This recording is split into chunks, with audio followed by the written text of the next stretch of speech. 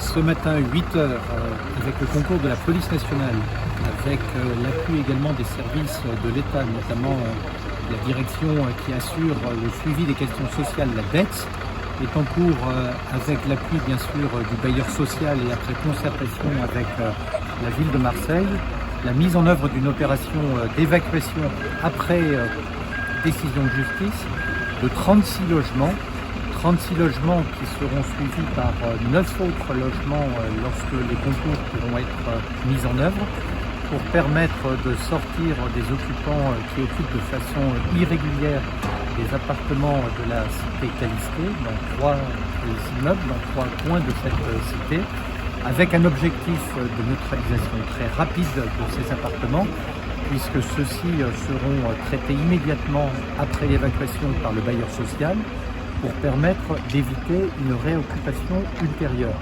Cela permettra donc de détruire les cloisons de ces appartements,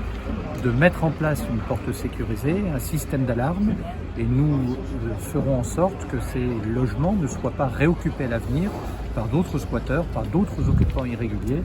ce qui contribuera dans les périodes à venir à rendre plus serein la situation de cette cité.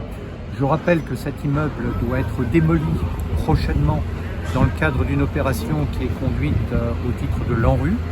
Il y a néanmoins encore des occupants titrés, soit des propriétaires occupants, soit des locataires, environ une soixantaine,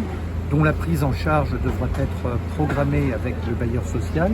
pour pouvoir permettre de libérer les lieux et, dans la mesure du possible, d'accélérer cette opération de démolition. Il y a environ 104 personnes qui sont identifiées comme occupant les lieux, mais ce chiffre doit naturellement être actualisé en fonction de la situation ce matin. Les personnes en question sont emmenées par autobus vers deux gymnases dans lesquels, avec le concours de la ville de Marseille qui les a mis à disposition, les services de l'État, les opérateurs sociaux procéderont à l'évaluation de la situation individuelle et familiale des personnes qui auront été évacuées. Nous avons, au titre des enquêtes sociales qui avaient été conduites, identifié précédemment environ 18 femmes, 27 enfants, mais ces chiffres naturellement ont besoin d'être vérifiés. Les personnes qui sont vulnérables seront mises à l'abri